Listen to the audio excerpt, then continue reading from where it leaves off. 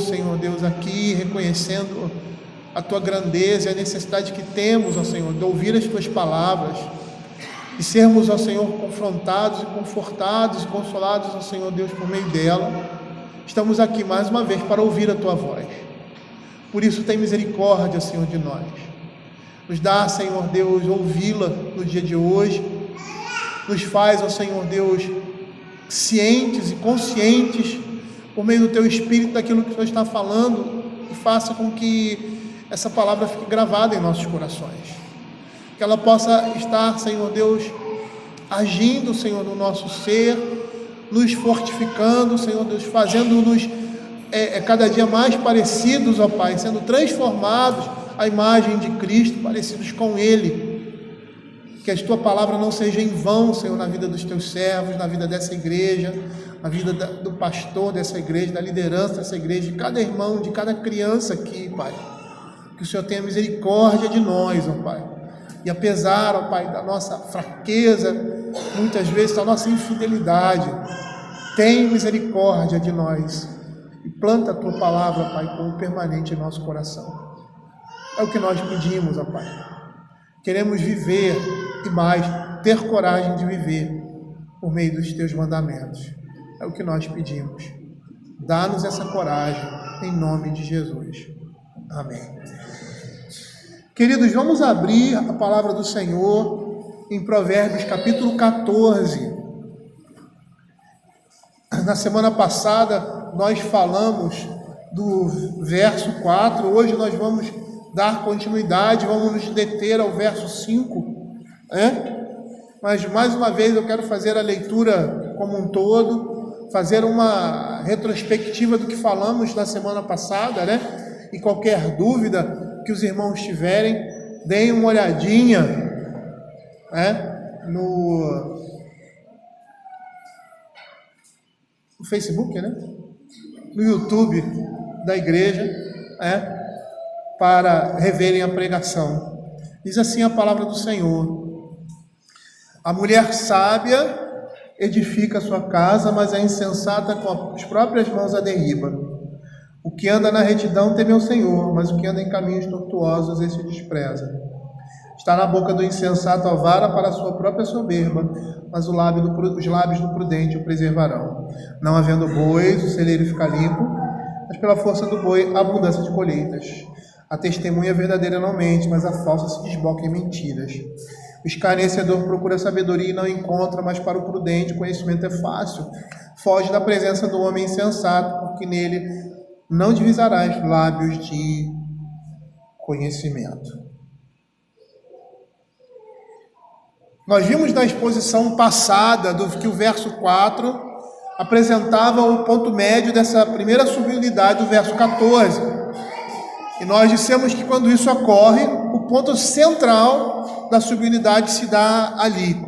E aí a conclusão dessa subunidade seria: uma esposa que anda em retidão, verso 2, que tem lábios prudentes, verso 3, que não mente, é alguém de confiança que encontra facilmente a sabedoria, do verso 6. Desculpa. Porque apresenta lábios de conhecimento, que é fonte de sabedoria e conselhos santos.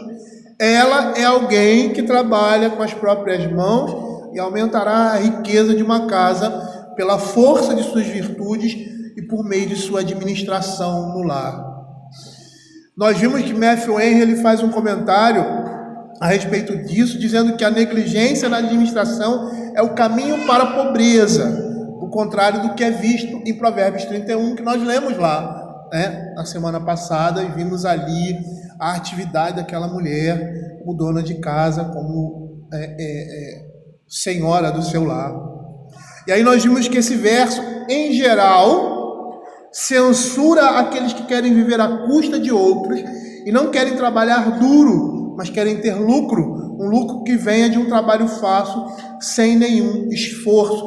Isso nós falamos porque nós podemos abordar o livro de Provérbios, versículo por versículo, tirando ele do seu contexto, e aqui nós temos um ensinamento, e pegar isso, como temos feito, e incluir no contexto em que ele está inserido, né? Então, a visão geral nesse verso, no verso 4, é que ele censura aqueles que querem viver às custas de outros e não querem trabalhar duro, mas querem ter lucro, um lucro que venha de um trabalho fácil, sem nenhum esforço. E nessa perspectiva, nós vimos que o verso está dizendo que a diligência no trabalho é o caminho para a prosperidade, e que sem uma boa administração, uma casa não prospera, relacionando essas verdades com o trabalho e a administração da casa pela esposa prudente. Nós vimos isso.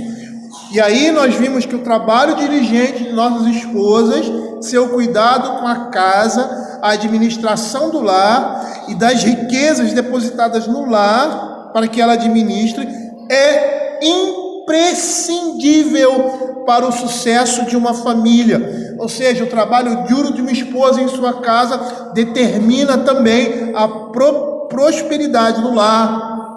E aí nós vimos que a esposa deve administrar os recursos que são adquiridos com sabedoria e prudência. E isso não só trará tranquilidade ao homem dessa casa, mas fará com que essa casa também prospere. E aí, nessa unidade, a prosperidade do lar está baseada em uma administração correta e piedosa de nossas esposas, não só no aspecto financeiro e administrativo da casa, mas no âmbito do lar de modo geral, no âmbito de um lar cristão, onde o Senhor está edificando aquela casa. E aí nós vimos duas realidades contrastantes sendo destacadas aqui, no âmbito dessa subunidade como um todo: a diligência e a negligência de uma esposa e sua boa ou má administração dos recursos de sua casa. E aí nós partimos para o verso 5, que diz assim: a testemunha verdadeira não mente, mas a falsa se desboca em mentiras. Então, como nós vimos dentro da estrutura do capítulo 14, essa estrutura quiasmática, né, que retoma o tema que se fala, e aqui está sendo retomado o verso 3, está na boca do insensato a vara para a sua própria soberba, mas os lábios do prudente o preservarão, a testemunha verdadeira não mente, mas a falsa se desboca em mentira. Então, perceba que esse tema do modo de falar é retomado aqui. E antes, a ênfase estava no modo pura e simplesmente de falar. Agora se concentra nesse verso, no caráter da testemunha, atrelado ao 9º mandamento, que nós temos lá em Êxodo capítulo 20, verso 16, não dirás falso testemunho contra o seu próximo. Os paralelos que esse verso apresenta formam a estrutura do verso, nas repetições inicialmente que se apresentam apontando para o caráter de alguém, a testemunha fiel versus a testemunha falsa, testemunha verdadeira, mas a falsa, e a oposição em mentir e se desbocar em mentiras que apontam para o testemunho contrastante desses dois tipos de pessoa. Nós jamais podemos nos esquecer que, apesar do ensino que esse verso pode nos dar por si só, ele está atrelado à introdução dessa subunidade que fala da mulher sábia que edifica sua casa em oposição à mulher insensata, apontando para a escolha do filho, a escolha que ele deve fazer entre o caminho reto e o caminho tortuoso, que esse livro de Provérbios vai enfatizar. E aí a gente vai perceber que esse caminho reto e esse caminho tortuoso aqui está sendo traduzido na escolha de uma esposa prudente. O verso 5 começa assim: a testemunha verdadeira não mente, mas a falsa se desboca em mentiras. Uma coisa interessante para nós percebermos aqui É essa qualificação que está sendo dada às testemunhas. Por quê? Porque essa qualificação está relacionada ao seu caráter. Em primeiro lugar, é uma testemunha verdadeira, ou seja, ela é uma pessoa fiel, confiável. Esse é o significado da palavra no original emun, que foi traduzida por verdadeira. O sentido básico do verbo que derivou esse vocábulo tem a ideia de firmeza ou certeza, com o sentido de se tornar certo, convicto a alguma coisa.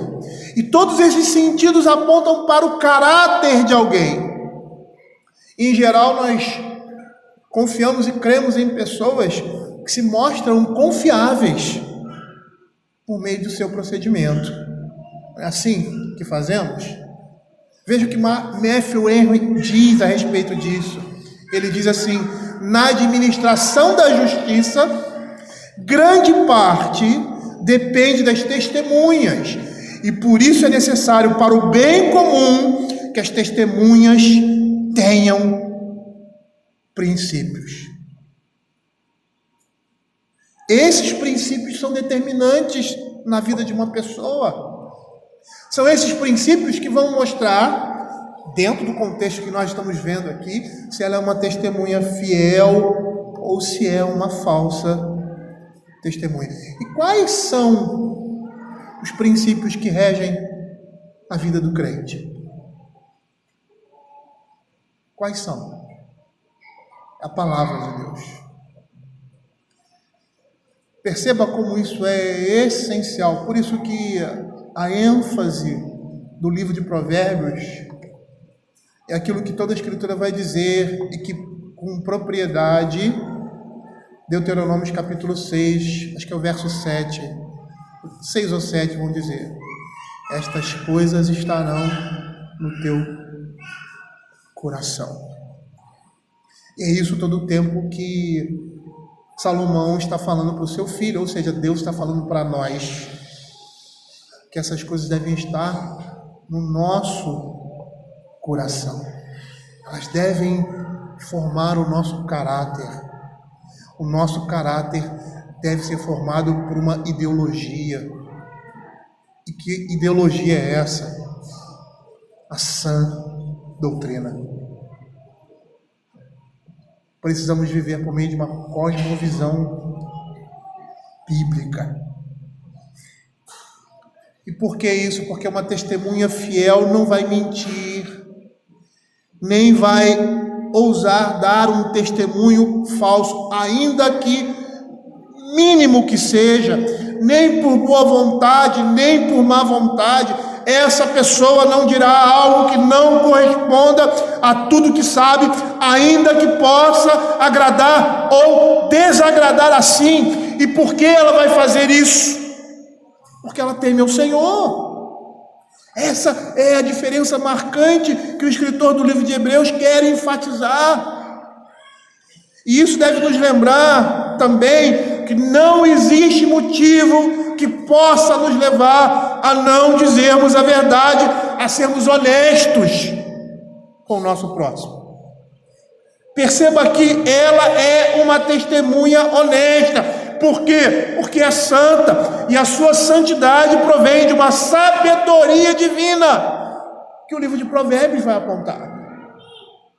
Por isso o apóstolo Paulo vai dizer lá as exortações à santidade: deixando a mentira, fale cada um a verdade com o seu próximo. E essas coisas estão atreladas a quê? Ao revestimento de Cristo, despojando do velho homem e nos revestindo do novo homem. Essas coisas estão atreladas a isso. Por quê? Porque nós somos santos. É simples assim. Abra Levíticos capítulo 19, verso 1, 2 e 12. E não só porque somos santos, mas porque temos que lutar pela nossa santidade. Levíticos capítulo 19, verso 1, 2 e 12. Diz assim a palavra do Senhor: disse o Senhor a Moisés: fala a toda a congregação dos filhos de Israel e diz-lhes: santos sereis, porque eu sou o Senhor vosso Deus, sou santo. Nem jurareis falso pelo meu nome, pois profanarias o nome do vosso Deus. Eu sou o Senhor. Às vezes nós nos esquecemos, e até mesmo nós crentes, que a comparação que Deus faz é do homem com Deus. Como assim? Como é que nós somos comparados? Como é que essa comparação é com Deus? Porque todas as vezes que nós temos que olhar para alguma coisa de bom ou de ruim em nós olhamos para o lado. Não é isso? Olhamos para o lado. Eu sou melhor do que ele. Mas não é isso que Deus exige de nós. Deus exige que nós olhemos para ele. Aí você vai: como alcançar a perfeição divina? Eu sou melhor do que ele. Mas como alcançar a perfeição divina? É para esse propósito que você foi salvo. Para alcançar essa perfeição. Ou seja, essa santidade. Eu estava conversando com uma pessoa certa vez e achei muito interessante o que essa pessoa falou, porque ele disse que não consegue conceber o inferno. E ele disse assim para mim: eu acho justo uma pessoa cometer um crime ou qualquer outra coisa e ser punida aqui, mas na eternidade. E eu achei fabuloso. Por quê? Que medição é essa? Ele está medindo o quê? Ele está medindo o seu julgamento pela sua perspectiva. E de uma certa forma ele está correto. Porque se eu peco contra você, ou se eu cometo algum crime, eu preciso ser julgado aqui.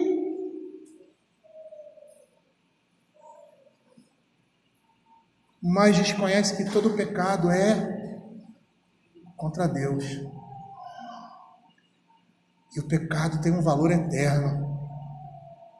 Davi, quando adulterou, pecou contra sua esposa, contra Batseba, contra Urias, ele diz assim: pequei contra ti somente. E nessa perspectiva desse homem, e aí por isso que eu digo que ele está correto, esse pecado que foi cometido por uma pessoa e é pago aqui, primeiramente é contra Deus. E por isso deve ser pago pela eternidade. Porque se nós somos responsáveis por aquilo que nós fazemos com o nosso próximo, e merecemos a punição por causa disso, o pecado afronta a santidade, a santíssima santidade de Deus. Por menor que seja, porque nele não existe mácula, porque nele não existe nem sombra, nem vestígio.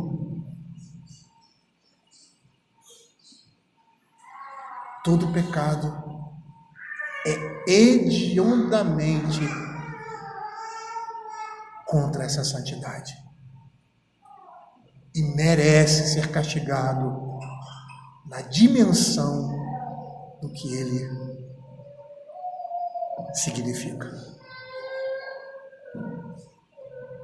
E aí você entende por que Cristo teve que se encarnar e assumir uma forma humana, tendo também concomitantemente a divindade em seu ser.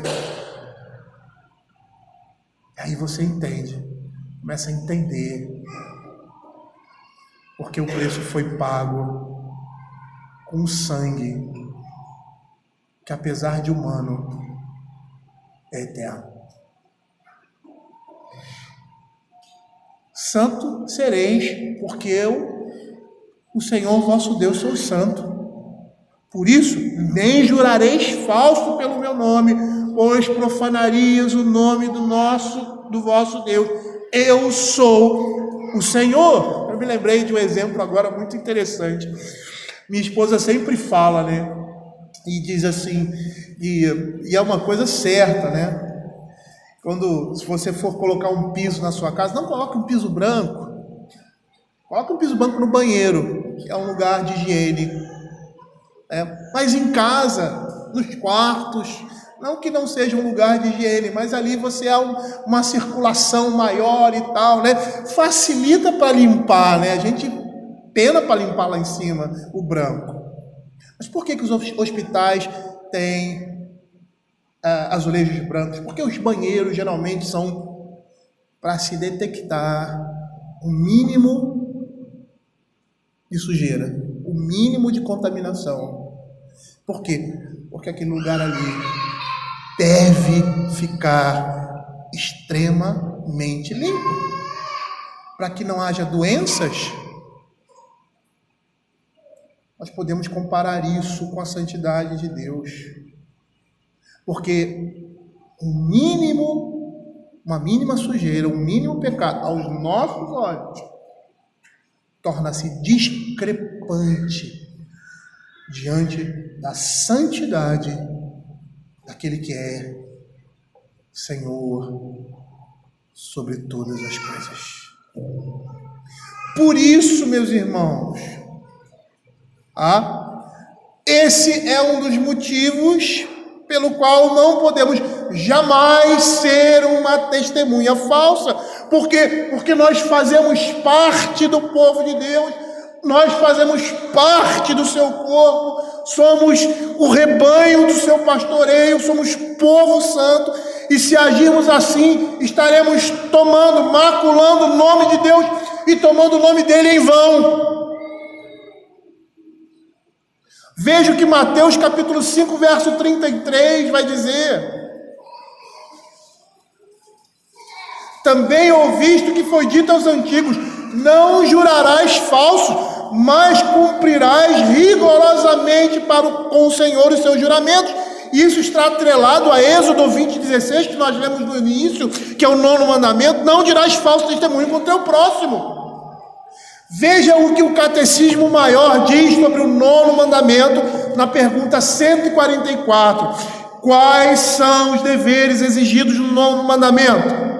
Os deveres exigidos no 9º mandamento, que não dirás falso testemunho, são preservar e promover a verdade entre os homens, preservar e promover a boa reputação do nosso próximo, bem como a nossa, evidenciar e defender a verdade, falar a verdade, somente a verdade, de coração sincera, livre, claro e plenamente, em questões de juízo e justiça e em todos os demais casos, sejam quais forem, estimar caridosamente nossos semelhantes, amar, desejar e regozijar-se na sua boa reputação, entristecer-se por suas fraquezas e encobri-las, reconhecer desinteressadamente seus dons e graças, defendendo a sua inocência, acolher prontamente as informações bendizentes a seu respeito e resistir às maldizentes, desencorajar boateiros, aduladores e difamadores, prezar pela e cuidar da própria reputação e defendê-la quando necessário, cumprir as promessas lícitas, buscar e praticar tudo que for verdadeiro, honesto, amável e de boa fama. Ao testemunhar falsamente, estamos quebrando também o 3º mandamento, que é tomar o nome de Deus em vão. Veja Deuteronômio capítulo 5, verso 11. Veja o que ele diz: Não tomarás o nome do Senhor teu Deus em vão, porque o Senhor não terá por inocente o que tomar o seu nome em vão. Veja aqui que o falso mandamento, ou seja, o perjúrio, é também quebra desse mandamento, porque nós estamos na presença de Deus todo o tempo, somos tidos por suas testemunhas, estejamos diante de um tribunal ou não. Lá em Zacarias, o profeta, no capítulo 8, verso 17, vai dizer assim: nenhum de vós pense mal no seu coração contra o seu próximo, nem ame o falso juramento, porque todas essas coisas eu aborreço, diz o Senhor. Testemunhar falsamente, seja diante de um tribunal ou não, é quebra também do terceiro mandamento. Veja o comentário de Johannes, do Catecismo Maior de Westminster, sobre a pergunta 113, na questão do perjúrio.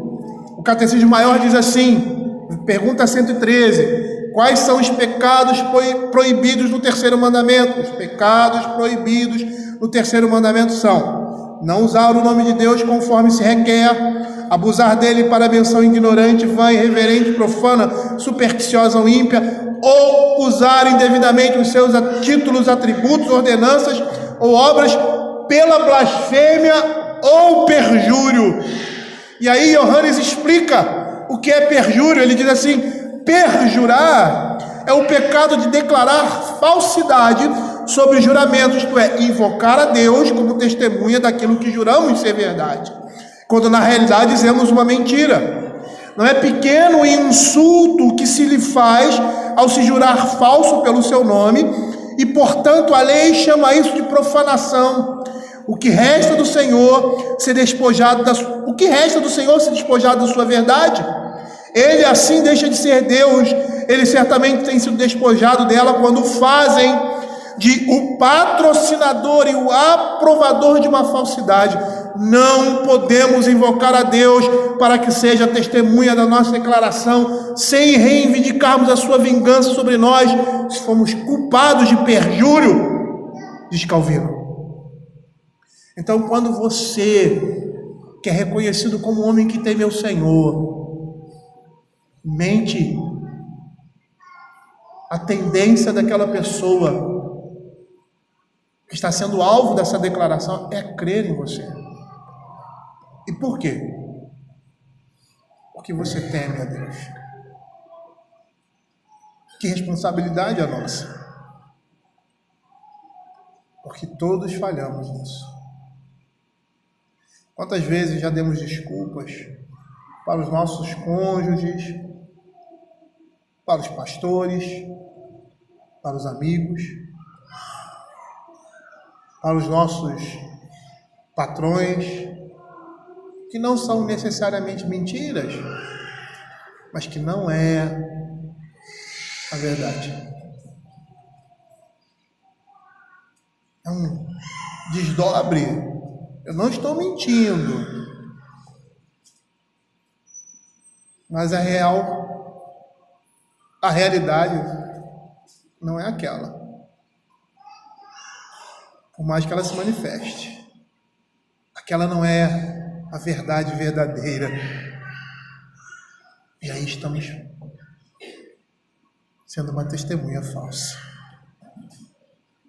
Estamos pecando contra o Senhor. E estamos fazendo aquela pessoa crer naquilo que nós estamos dizendo, pelo testemunho que damos. E o testemunho que damos, aquilo que falamos, está relacionado à nossa fé. Então aquela pessoa vai olhar para você e vai crer, e por mais que ela nunca descubra a verdade, porque é uma falsa verdade, é a segunda verdade, a terceira verdade, a primeira não é essa. Você pecou contra o Senhor. e profanou o seu nome. Não pode ser assim. E por quê? Porque isso vai caracterizar uma falsa testemunha. Mas a falsa testemunha se desboca em mentiras. E aqui nós vemos mais claramente que o tema sugerido é o perjúrio, ou seja, o falso juramento. E aí nós vamos olhar para esses paralelismos que estão apresentados aqui no verso 5 e vamos fazer a seguinte pergunta: o que diferencia uma testemunha falsa de uma verdadeira? Será simplesmente porque uma fala mentiras e a outra verdade? Essa seria uma conclusão simples demais, pois o que vai diferenciar uma testemunha confiável de uma testemunha falsa não é o que ela profere pura e simplesmente, mas quem ela é, o seu caráter. E isso vai diretamente apontar em seu julgamento e discurso. Uma pessoa assim será uma testemunha em quem não podemos confiar por causa do seu caráter. Eu citei na última pregação um filósofo, Aristóteles, e eu estudei na faculdade esse livro, muito interessante, a retórica de Aristóteles, né? Uma das disciplinas que eu estudava, tanto na parte de latim, quanto na parte de língua portuguesa, né, que era linguística, era o discurso. E é muito interessante o que ele vai falar, e o que é sistematizado até hoje, com relação ao discurso. Ele vai dizer que existem 3 elementos básicos na proferição do discurso que devem ser levados em conta: o ethos, o pathos e o logos. E olha que interessante, o ethos fala do caráter do narrador, se inspira confiança ou não, se é confiável ou não. O pathos mira o público-alvo, pois o orador deve atingir o coração do público.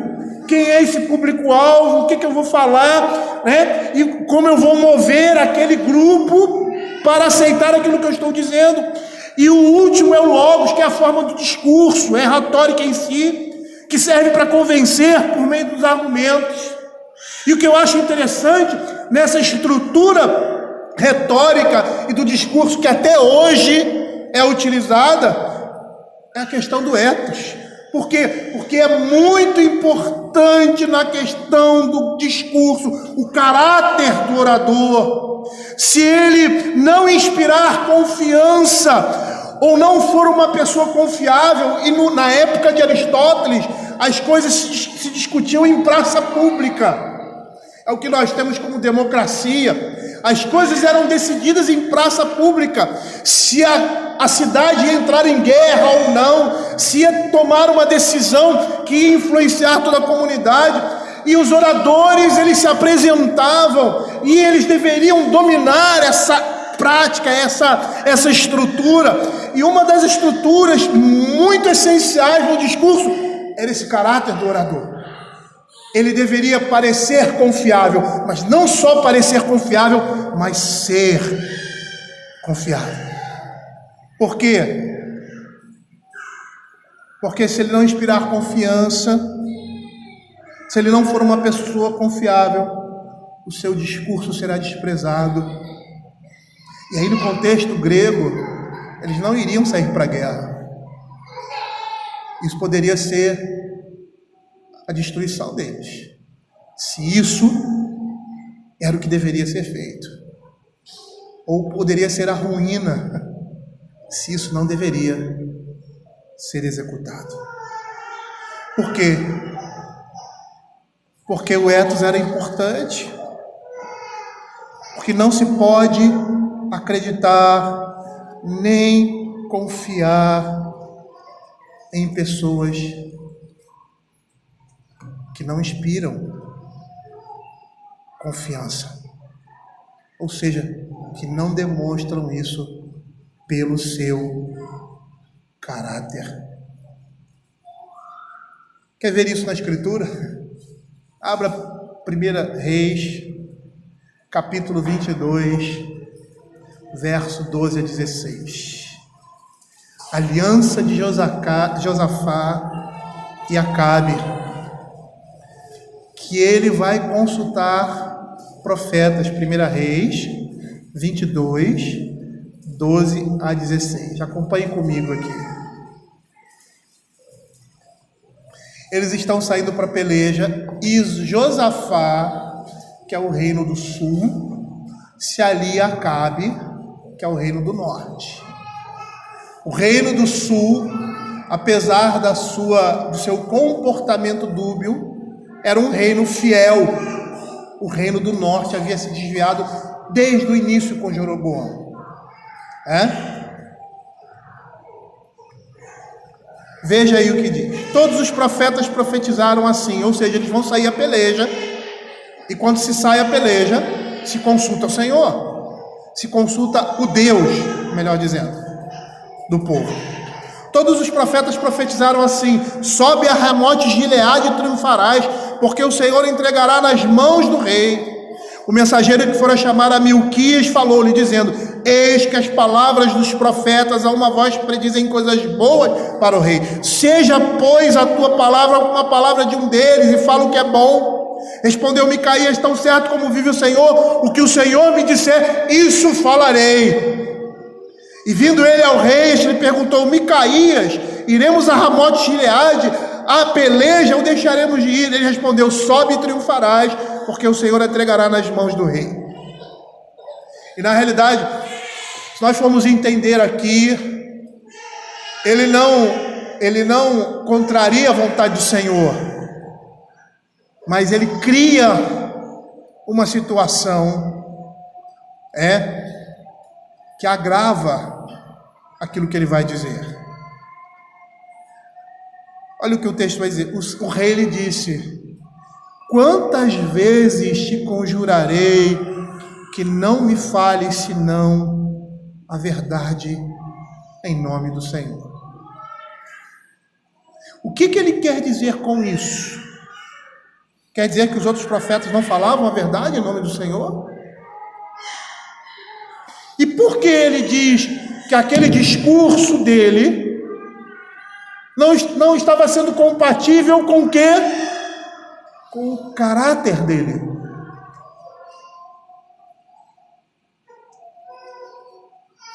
E por que Acabe fala dessa forma?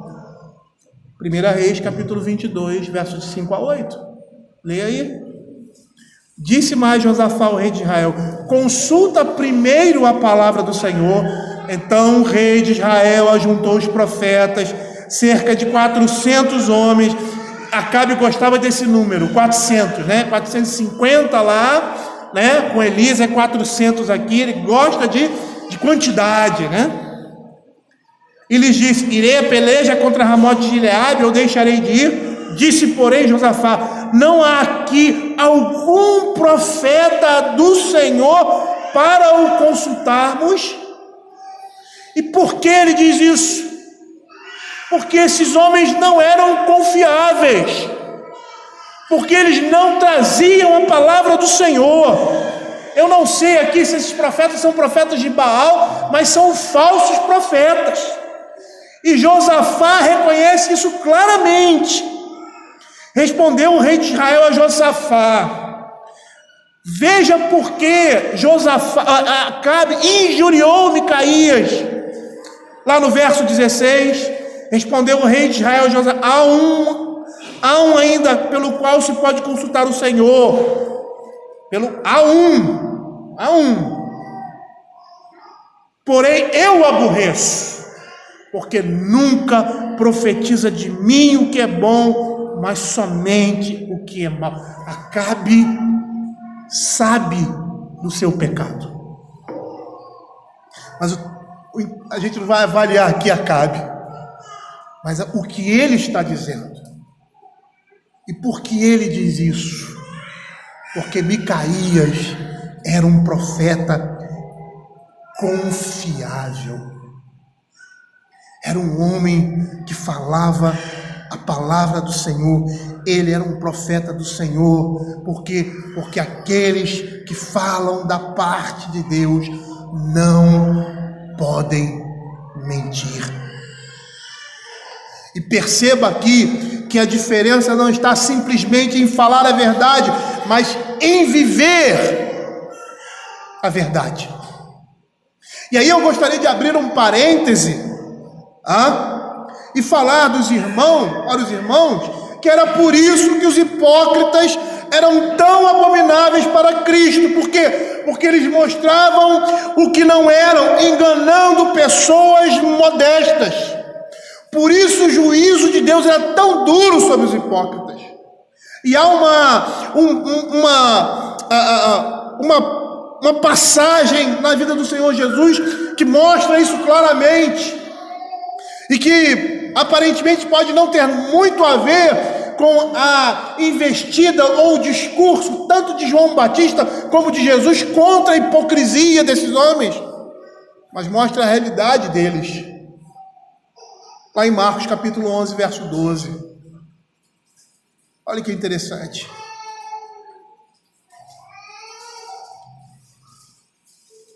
No dia seguinte,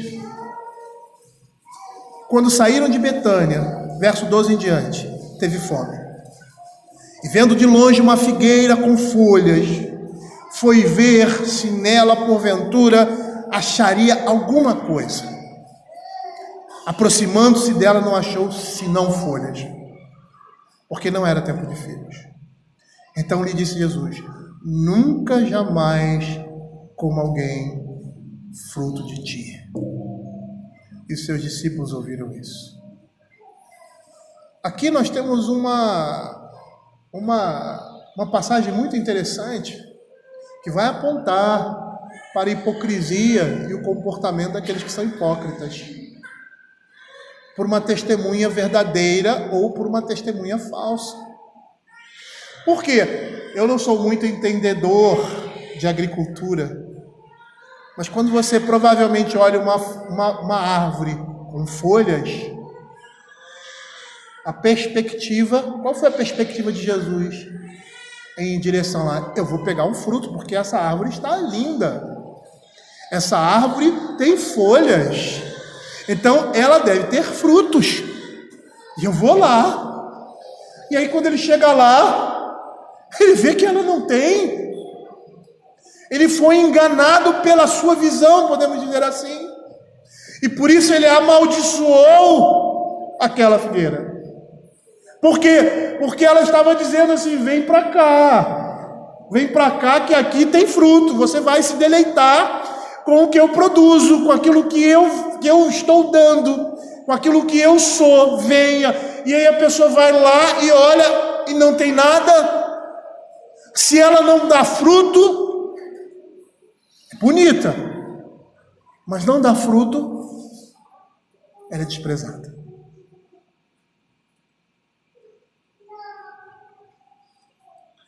E é isso que se espera de uma testemunha fiel, verdadeira, que ela fale a verdade,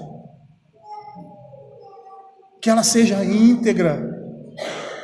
E essa integridade está não somente na sua fala ou naquilo que ela profere, porque um homem mentiroso também pode proferir a verdade, mas está no seu caráter, na fonte de tudo. Por isso, um juiz pode fazer a distinção entre testemunhos verdadeiros e falsos por meio do caráter das testemunhas. Foi o que aconteceu com Acabe. Abra Provérbios capítulo 12, verso 17. Veja o que a palavra do Senhor está dizendo. O que diz a verdade manifesta a justiça, mas a testemunha falsa a fraude. Fazendo uma tradução assim mais compreensível, uma testemunha confiável declara o que é correto. Veja que aquilo que ela fala está atrelado ao caráter dela, mas a testemunha falsa, o engano. O verso 17 aqui no capítulo 12 trata do caráter confiável da testemunha e seu efeito sobre o veredito e sobre a retidão. Essa testemunha é uma pessoa digna de confiança. Por quê? Porque é alguém que fala a verdade. É uma testemunha que tem escrúpulos, ou seja, aparenta um caráter íntegro e sempre declara a verdade. E nós vamos perceber pela própria palavra de Deus, a Escritura vai nos mostrar que essas coisas estão ligadas ao caráter e que tanto os corruptos quanto os bons vão dar os seus frutos. É isso que você vê em Mateus capítulo 7, 17 e 18, quando diz assim: assim toda boa árvore produz bons frutos, porém a árvore má produz frutos maus. Não pode a árvore boa produzir frutos maus, nem a árvore má produzir frutos bons. Lá em Mateus capítulo 12, verso 33 e 35, e aí o Senhor Jesus falando diretamente para os fariseus: ou fazei a árvore boa e o seu fruto bom, ou a árvore má e o seu fruto mau, porque pelo fruto se conhece a árvore. Raça de víboras, como podereis falar coisas boas sendo maus? Porque a boca fala do que está cheio o coração. O homem bom tira do bom tesouro, tira do tesouro boas coisas, bom tesouro boas coisas, mas o homem mau do mau tesouro tira coisas más. Quando uma testemunha é testada como confiável, ela não se deixa levar, ela não se influencia por súplicas, subornos, promessas, nem ameaças que vão fazê-la desviar da verdade, porque ela é uma testemunha verdadeira. Eu não vou chamar o meu coleguinha, porque ele vai falar o que eu não quero ouvir,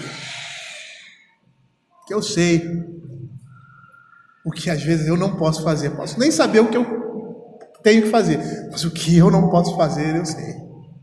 Então eu não vou chamar esse coleguinha.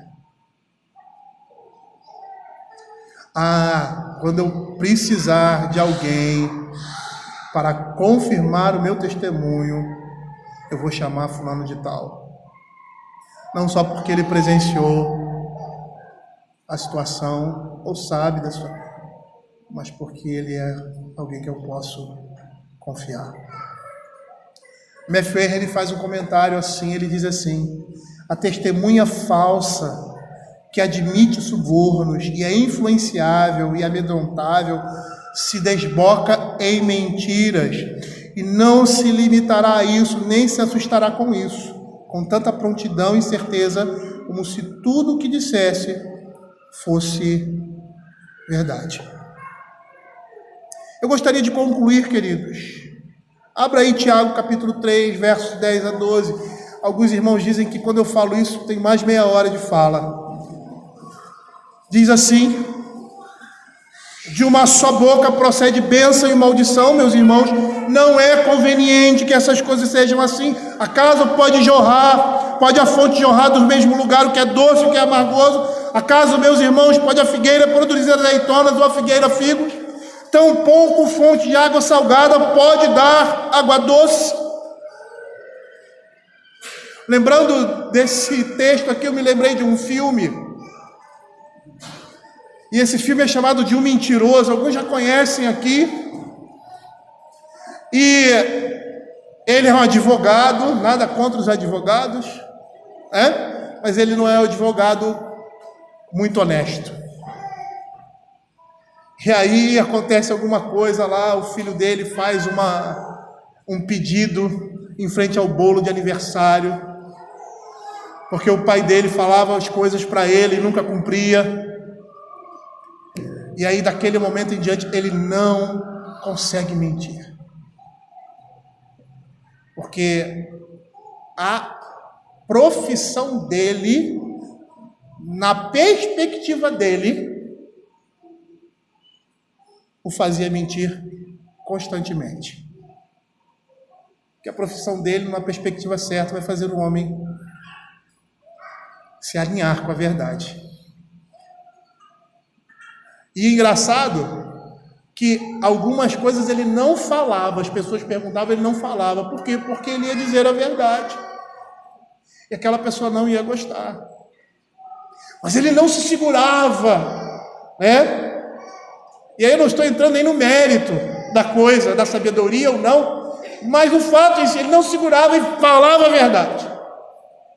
E todas as vezes que ele falava a verdade, ele ofendia as pessoas ou criava uma situação constrangedora para si. Por quê? Porque as pessoas que giravam em torno dele eram iguais a ele, se deleitavam com o engano e a fraude. Não deve ser assim no nosso meio. Por mais que eu esteja falando para esses que devem ser testemunhas, esse é o texto fiel, nós também devemos desejar, mesmo que isso nos doa, a ouvir a verdade, do que sermos enganados e muitas vezes não estamos percebendo, estamos nos conduzindo para a nossa destruição. Veja o que a Escritura vai nos exortar de uma maneira geral com relação ao pecado. Ele vai dizer assim, 1 Coríntios capítulo 5, versos 7 e 8. Lançai fora o velho fermento, para que sejais nova massa, como sois de fato sem fermento. Pois também Cristo, nosso Cordeiro Pascal, foi imolado. E você vê aí duas coisas interessantes sendo relacionadas: a festa da Páscoa e uma cerimônia que era dos pães asmos. E era interessante que isso acontecia porque essa prática, esse ritual estava atrelado à Páscoa. Então o que acontecia? Os pais de família, o fermento antigamente, eu não sei muito bem como era isso, mas parece que era a própria comida, né? Se colocava lá e se deixava, ela fermentava, e aquilo ali se usava como fermento em sua casa. Na festa da Páscoa, o fermento representava o pecado, e Cristo é aquele que lança fora esse fermento da sua própria carne. Por isso estava relacionado à Páscoa. E o que eles faziam? Eles pegavam nesse dia e comiam pães asmos. Mas os pais, eles faziam umas brincadeiras com os filhos ali em Israel. Eles pegavam pequenas porções de fermento e escondiam pela casa e faziam com que os filhos procurassem para que aquele mínimo fermento fosse recolhido e fosse queimado fora. Porque isso fazia parte daquela festa. O fermento deveria ser tirado, e agora somos nova massa. E é isso que está relacionado com o sacrifício do Senhor Jesus, quando diz: anunciais a sua morte. É o fermento velho que está sendo queimado, até que ele venha, e a sua ressurreição representa um fermento sem essa massa. Ou seja, essa massa sem esse fermento, que é o pecado. Nós devemos lançar fora esse fermento. Nós não podemos ter medo, nem desejar qualquer vantagem com qualquer testemunho que não seja verdadeiro. Lembre-se que o que falamos no início, somos um povo santo, separado para Deus, a fim de proclamar a virtude daquele que nos chamou das trevas para a sua maravilhosa luz. E é isso que o apóstolo Pedro vai dizer lá em 1 Pedro capítulo 2, verso 9 a 11. Vós, porém, sois raça eleita, sacerdócio real, nação santa, povo de propriedade exclusiva de Deus, a fim de proclamar as virtudes daquele que vos chamou das trevas para a sua maravilhosa luz. Vós sim, que antes não eres povo, mas agora sois povo de Deus, que não tinhas alcançado misericórdia, mas agora alcançaste misericórdia. Nós não podemos ter em nossa boca o engano ou a falsidade, porque nós somos uma nova massa. Ressuscitamos com Ele. E é isso que Paulo vai dizer. Foi citado aqui na oração. Como viveremos em comunhão com o pecado? Se deliciando dele, vivendo dele, nos envolvendo, se morremos para isso?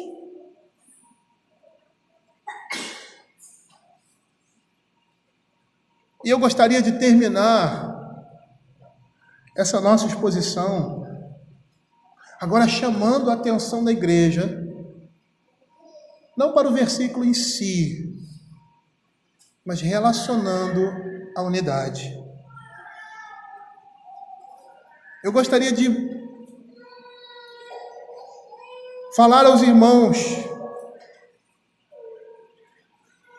como homens piedosos precisam de mulheres assim ao seu lado, que são honestas em seus julgamentos e que testemunham a verdade.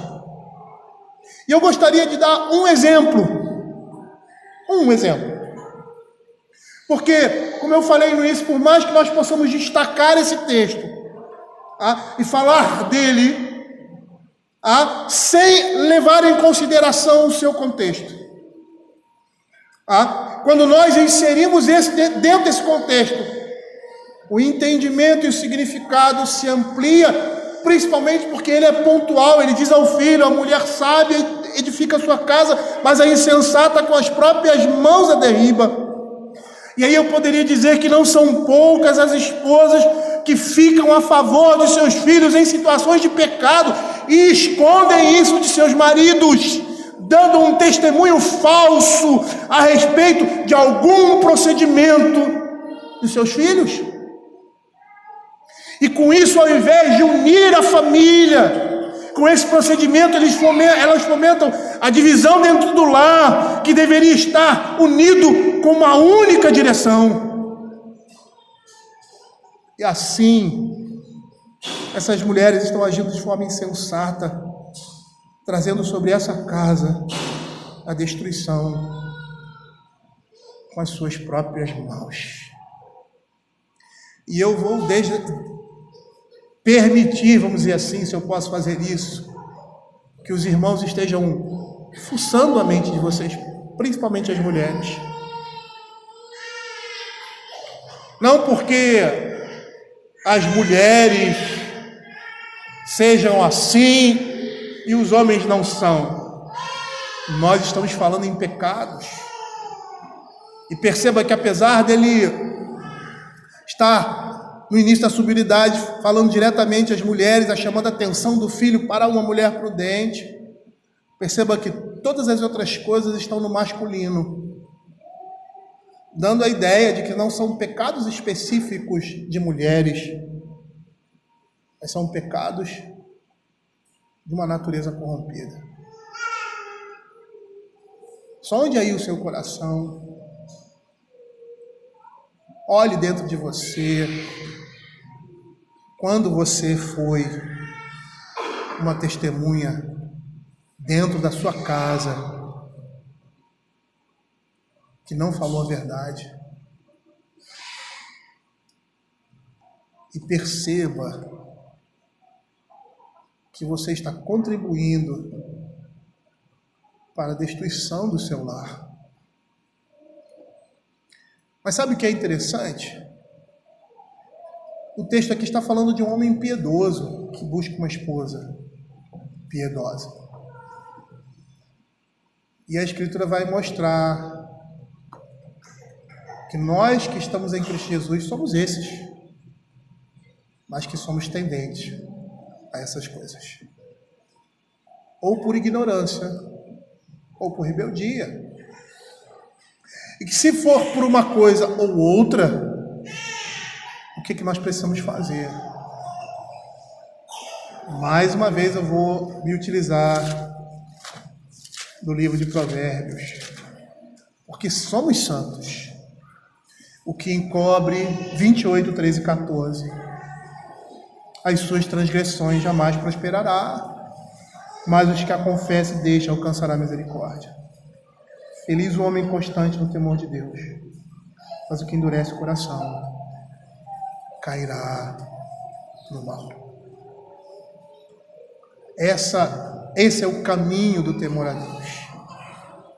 Reconhecer o nosso pecado e mudar de vida. Mudar de comportamento. Porque isso significa arrependimento e verdadeira conversão. Vamos orar.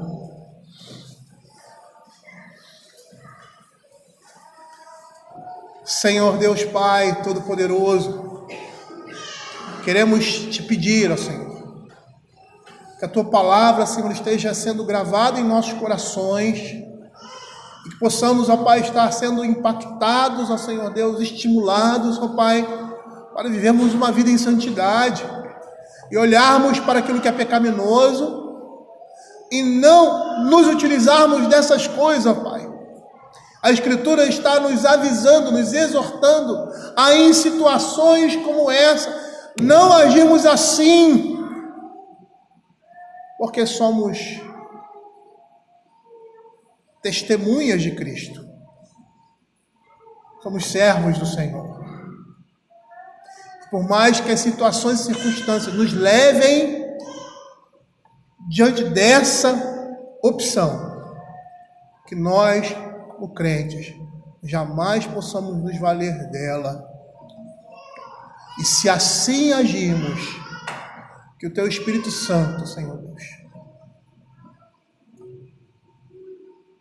traga sobre nós o peso do pecado, a tristeza proveniente do pecado, para buscarmos o perdão com corações contritos e abatidos diante do Senhor. É o que nós pedimos, em nome de Jesus. Amém.